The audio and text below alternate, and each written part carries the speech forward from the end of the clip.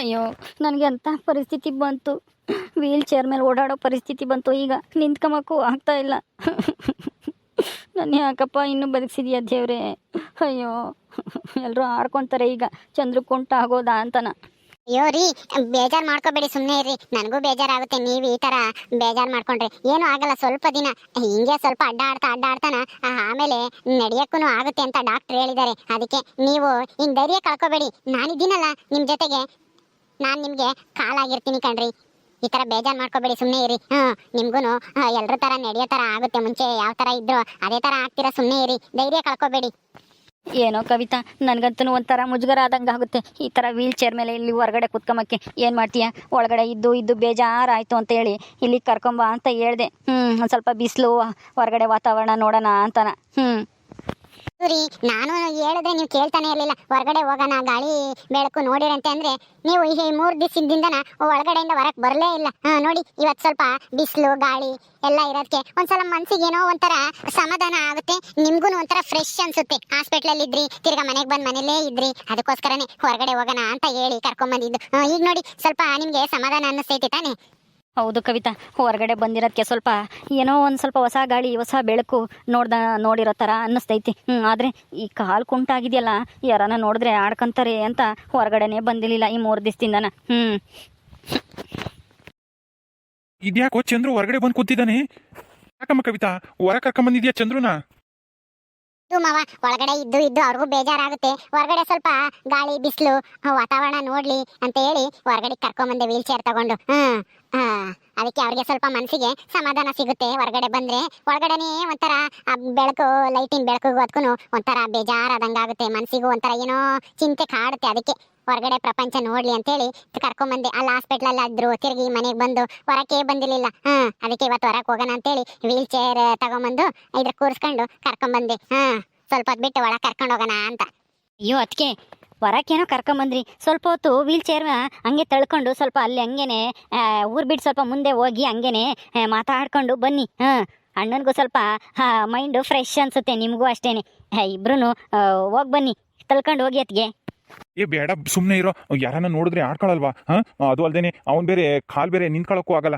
ಎಲ್ಲಿಗೆ ಹೋಗ್ತಾನೆ ಏನೋ, ಇಲ್ಲಿ ಬಂದಿದ್ದಾನೆ, ಒಳಕ್ಕೆ ಹೋಗ್ಲಿ, ಸುಮ್ಮನಿರು. ಇವನಬ್ಬ ಇವನು. ಅಪ್ಪ, ನಿನಗೆ ಗೊತ್ತಾಗಲ್ಲ, ಸುಮ್ಮನೆ ಇರು. ಅದಕ್ಕೆ ನೀವು ವೀಲ್ ಚೇರ್ನ ತಳ್ಕೊಂಡು ಹೋಗಿ. ಅಲ್ಲಿ ಸ್ವಲ್ಪ ಅಲ್ಲಿ ಹಳ್ಳಿ ಮರ ಅವೆಲ್ಲ ಇದಾವಲ್ಲ ಊರ್ ಮುಂದೆ, ಸ್ವಲ್ಪ ಅಲ್ಲಿಗೆ ಹೋಗಿ ನಿಧಾನವಾಗಿ ಬನ್ನಿ. ಅಲ್ಲೆಲ್ಲನ ಒಂಥರ ಹಚ್ಚ ಹಸಿರಿನ ವಾತಾವರಣ ಚೆನ್ನಾಗಿರುತ್ತೆ. ಅಣ್ಣನ್ಗೂ ಒಂಥರ ಮನಸ್ಸಿಗೇನೋ ಸಮಾಧಾನ ಸಿಗುತ್ತೆ. ಕರ್ಕೊಂಡೋಗಿ ಅತ್ತಿಗೆ ತಳ್ಕೊಂಡು. ಅಪ್ಪ, ಎಲ್ಲಿಗೆ ಹೋಗಿದ್ರಿ ಇಬ್ರು? ಅದೇ ಕಣೋ, ಸ್ವಲ್ಪ ಅಡಕೆ ತೋಟದ್ದು ದುಡ್ಡು ಕೊಡ್ಬೇಕಾಗಿತ್ತಲ್ಲ, ಅವ್ರು ಕೊಟ್ಟಿರ್ಲಿಲ್ಲ, ಇಸ್ಕೊಂಬರೋಣ ಅಂತೇಳಿ ಸೂರ್ಯನ್ ಕರ್ಕೊಂಡು ಹೋಗಿದ್ದೆ. ನೀನ್ ಬೇರೆ ಹಿಂಗೆ ಓಡಾಡಕ್ ಆಗಲ್ವಲ್ಲಪ್ಪ, ಅದಕ್ಕೆ ಇವನ್ನೇ ಗಾಡಿ ತಗೊಂಡು ಕರ್ಕೊಂಡು ಹೋಗಿದ್ದೆ. ಏನ್ ಮಾಡೋದು, ನೀನ್ ಚೆನ್ನಾಗಿದ್ದೆ ಇದ್ದಾಗ ನೀನೇ ಎಲ್ಲ ನೋಡ್ಕೊಂತಿದ್ದೆ. ಈಗ ಸೂರ್ಯ ನಾನು ಇಬ್ರು ನೋಡ್ಕೋಬೇಕಾಗೈತೆ. ಅಯ್ಯೋ ಬಾಬಾ, ನೀವೇನ್ ತಲೆ ಕೆಡ್ಸ್ಕೊಂಬಕ್ ಹೋಗ್ಬೇಡಿ. ಇನ್ಮೇಲೆ ನಿಮ್ಗೆ ಯಾವ ಚಿಂತೆನೂ ಇರಲ್ಲ. ಈ ತರ ವ್ಯವಹಾರ ನೋಡ್ಕೊಂಬೋದು, ಅದು ಇದು ಅಲ್ಲಿಗೆ ಹೋಗೋದು ಇಲ್ಲಿಗೆ ಹೋಗೋದು ಅಂತ ಚಿಂತೆನೇ ಮಾಡ್ಬೇಡ್ರಿ. ನೀವು ಸುಮ್ಮನೆ ಆರಾಮಾಗಿ ವೀಲ್ ಚೇರ್ ಮೇಲೆ ಕುತ್ಕೊಂಡು ಅಲ್ಲಿ ಇಲ್ಲಿ ಅಡ್ಡಾಡ್ಕೊಂಡು ತಿನ್ಕೊಂಡು ಮನಿಕೊಂಡಿರಿ. ನಮ್ಮ ಮನೆಯವರೆಲ್ಲ ವ್ಯವಹಾರನೂ ನೋಡ್ಕೊಂತಾರೆ. ಇನ್ಮೇಲೆ ನಿಮ್ಗೆ ಆ ತೊಂದ್ರೆನೇ ಇಲ್ಲ. ಅಯ್ಯೋ, ಸೂರ್ಯನ್ಗೆ ಅಷ್ಟು ಗೊತ್ತಾಗಲ್ಲಮ್ಮ ಗಂಗಾ, ಎಲ್ಲ ನಾನೇ ನೋಡ್ಕೊಂತಿದ್ದೆ. ಪಾಪ ಈಗ ಸೂರ್ಯನ್ಗೂ ತೊಂದರೆ ಕಷ್ಟ ಆಗ್ತೈತೆ ಅಲ್ವಾ ಸೂರ್ಯ? ಅಯ್ಯೋ ಬಾವಾ, ಹಂಗೆಲ್ಲ ತೊಂದ್ರೆ ಏನು ಇಲ್ಲ. ನಾನು ಹೇಳ್ತಾ ಇದ್ದೆ, ನಿಮ್ಮ ಅಣ್ಣ ನೋಡ್ರಿ ಎಷ್ಟು ಚೆನ್ನಾಗೆಲ್ಲ ವ್ಯವಹಾರ ನೋಡ್ಕೊಂತಾರೆ, ಮನೆ ವ್ಯವಹಾರನ ನೀವು ನೋಡ್ಕೊಳ್ರಿ ಅಂತ ಹೇಳ್ತಿದ್ದೆ. ನಮ್ಮ ಅಣ್ಣ ಇದ್ದಾಗ ನನಗೆ ಯಾಕೆ ಅಂತ ಹೇಳ್ತಿದ್ದ. ಹೆಂಗೋ ನೀವು ಆಕ್ಸಿಡೆಂಟ್ ಆಗಿ ಹಿಂಗ್ ವೀಲ್ ಚೇರ್ ಮೇಲೆ ಕುತ್ಕೊಂಡಿರೋದಕ್ಕೆ ನಮ್ಮ ಮನೆಯವ್ರಿಗೆ ಇವಾಗ ಸ್ವಲ್ಪ ಜವಾಬ್ದಾರಿನೂ ಬಂದಂಗೆ ಆಗೈತಿ. ಹೋಗ್ಲಿ ಬಿಡಿ, ಇನ್ಮೇಲೆ ನಮ್ಮ ಮನೆಯವರೇ ಎಲ್ಲ ನೋಡ್ಕೊಂತಾರೆ. ನಾನಿದ್ದೀನಿ, ನಾನು ನೋಡ್ಕೊಂತೀನಿ. ನೀವೇನು ತೊಂದರೆ ತಮಕ್ ಹೋಗ್ಬೇಡ್ರಿ. ಇನ್ಮೇಲೆ ವ್ಯವಹಾರನ ನಾನು ಆಮೇಲೆ ಅವರು ನೋಡ್ಕೊಂತೀವಿ. ಗಂಗಾ, ಸುಮ್ಮನೆ ಇರ್ತೀಯಾ? ಅಣ್ಣ ಹುಷಾರಾಗೋವರೆಗೂ ಅಷ್ಟೇನೆ ನಾನು ನೋಡ್ಕೊಳ್ಳೋದು. ಆಮೇಲೆ ಎಲ್ಲ ವ್ಯವಹಾರನೂ ಅವನೇ ನೋಡ್ಕೊಳ್ಳಿ. ನಮ್ಮ ಅಣ್ಣನಿಗೆ ಗೊತ್ತಾದಷ್ಟು ನನಗೆ ಗೊತ್ತಾಗಲ್ಲ. ಅಯ್ಯೋ ರೀ, ಅವ್ರು ಹುಷಾರ ಆದ್ಮೇಲೆಗೂ ಕಾಲು ನೋವು ಇದ್ದೇ ಇರುತ್ತೆ. ಹಂಗೆಲ್ಲ ಓಡಾಡಕ್ಕಾಗಲ್ಲ, ಗಾಡಿ ಹೊಡಿಯಕ್ಕಾಗಲ್ಲ. ಸುಮ್ಮನೆ ಇರಿ, ಎಲ್ಲ ನೀವೇ ನೋಡ್ಕೋಬೇಕು. ಪಾಪ ಅವ್ರಿಗೆ ತೊಂದರೆ ಕೊಡಬೇಡಿ ನೀವು. ಗಂಗಾ, ನೀನು ಸುಮ್ಮನೆ ಇರ್ತೀಯಾ? ಸುಮ್ಮನಿರು, ಏನೇನು ಮಾತಾಡಬೇಡ. ಅಣ್ಣ ಬೇಗ ಹುಷಾರಾಗಿ ಆಗ್ತಾನೆ, ಅದಕ್ಕೆ ನೀವು ಕರ್ಕೊಂಡೋಗಿ ಸುಮ್ಮನೆ. ಸರಿ ಆಯ್ತು ಸೂರ್ಯ. ರೀ, ನಡೀರಿ ಹೋಗಿ ಬರೋಣ. ನಿಮ್ಗೊಂದು ಸ್ವಲ್ಪ ಮನಸ್ಸಿಗೆ ಬೇಜಾರೆಲ್ಲ ಹೋಗುತ್ತೆ, ಒಂಥರ ಫ್ರೆಶ್ ಗಾಳಿ ಎಲ್ಲ ಸಿಗುತ್ತೆ ಅಲ್ಲಿ ಹೋದ್ರೆ. ನಡೀರಿ ಹೋಗೋಣ. ಹೋಗಿ ಕವಿತಕ್ಕ, ಇನ್ಮೇಲೆ ನೀವು ಬೆಳಗ್ಗೆ ಸಾಯಂಕಾಲ ನಿಮ್ಮ ಯಜಮಾನ್ರನ್ನ ಕರ್ಕೊಂಡು ವೀಲ್ ಚೇರ್ ಮೇಲೆ ಕುಂಡಿಸ್ಕೊಂಡು ಕರ್ಕೊಂಡು ಓಡಾಡ್ಸೋದೇ ನಿಮ್ಮ ಡ್ಯೂಟಿ. ಇನ್ನೇನು ಕೆಲಸ ಮಾಡಬೇಡಿ. ಅವ್ರಿಗೆ ಊಟ ಮಾಡಿಸೋದು, ತಿನ್ಸೋದು, ಹಿಂಗೆ ವಾಕಿಂಗ್ ಕರ್ಕೊಂಡು ಹೋಗೋದು, ಇದನ್ನೇ ಮಾಡಿ. ಸರಿ ಆಯ್ತು ಗಂಗಾ, ಇವ್ರು ಹುಷಾರಾಗೋವರೆಗೂ ಮನೆ ಕೆಲಸ, ಅಡುಗೆ ಕೆಲಸ ಎಲ್ಲ ಸ್ವಲ್ಪ ನಿನಗೆ ಬೀಳುತ್ತೆ. ಬೇಜಾರು ಮಾಡ್ಕೋಬೇಡ, ಎಲ್ಲ ಮಾಡು. ಇವ್ರು ಹುಷಾರಾಗೋವರೆಗೂ ನಾನು ಇವ್ರ ಕಡೆ ಗಮನ ಕೊಡಬೇಕು. ರೀ ನಡೀರಿ ಹೋಗೋಣ. ಅಯ್ಯೋ ನಾನು ಮನೆ ವ್ಯವಹಾರ ನೋಡ್ಕೊಂತೀನಿ, ಅವರು ಹೊರಗಡೆ ವ್ಯವಹಾರ ಎಲ್ಲ ನೋಡ್ಕೊಂತಾರೆ. ಈ ಮನೆ ಸಂಪೂರ್ಣ ಜವಾಬ್ದಾರಿ ನಾನು ನನ್ನ ಗಂಡನೇ ನೋಡ್ಕೊಂತೀವಿ. ನೀವು ಆರಾಮಾಗಿ ತಿನ್ಕೊಂಡು ಉಣ್ಕೊಂಡು ಇರಿ ಸಾಕು. ಇನ್ನೇನು ಮಾಡಬೇಡಿ ಕೆಲಸನ. ಹೋಗಿ ಹೋಗಿ ಬೇಗ. ಗಂಗಾ ಏನ್ ಹೇಳ್ತಿರೋದು ನಿನ್ ಮಾತಿನ ಅರ್ಥ? ನಮ್ಮ ಅಣ್ಣ ನಮ್ಮ ಅತ್ತಿಗೆನೂ ತಿನ್ಕೊಂಡು ಉಣ್ಕೊಂಡಿದ್ದಾರೆ ಅಂತನಾ?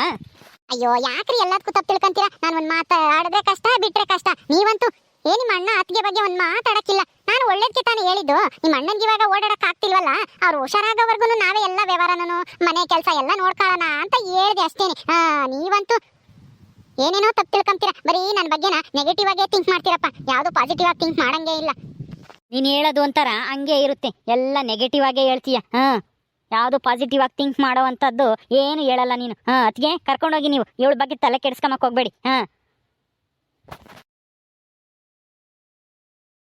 ನಡೀರಿ ಹೋಗೋಣ. ಖುಷಿಯಾಗಿರ್ರಿ, ಏನೂ ಆಗಲ್ಲ, ಹುಷಾರಾಗ್ತೀರಾ ಬೇಗ. ಅಲ್ವೋ ಸೂರ್ಯ, ಅವ್ನು ಯಾಕೋ ಹಂಗೆ ಕಳಿಸ್ತೇವೆ ವಾಕಿಂಗ್ ಅಂತ ಹೇಳಿ, ಅಲ್ಲಿ ಏನಾದರೂ ಹೆಚ್ಚು ಕಮ್ಮಿ ಆದರೆ ಏನು ಗತಿ? ಪಾ ನಿನಗೆ ಇದೆಲ್ಲ ಅರ್ಥ ಆಗಲ್ಲ, ಸುಮ್ಮನೆ ಇರು. ಅಣ್ಣನಿಗೆ ಅತ್ತಿಗೆ ಕಂಡ್ರೆ ಇಷ್ಟ ಇಲ್ಲ ತಾನೆ? ಈಗಲಾದ್ರೂ ಅಣ್ಣನಿಗೆ ಅತ್ತಿಗೆ ಬೆಲೆ ಏನು ಅಂತ ಗೊತ್ತಾಗ್ಲಿ. ಅವರಿಬ್ರು ಸ್ವಲ್ಪ ಹೊರಗಡೆ ಸುತ್ತಾಡ್ಕೊಂಡು ಪ್ರೀತಿಯಿಂದ ಮಾತಾಡ್ಕೊಂಡು ಸ್ವಲ್ಪ ಹತ್ರ ಆಗ್ಲಿ ಅಂತ ನಾನು ಕಳಿಸಿದ್ದು.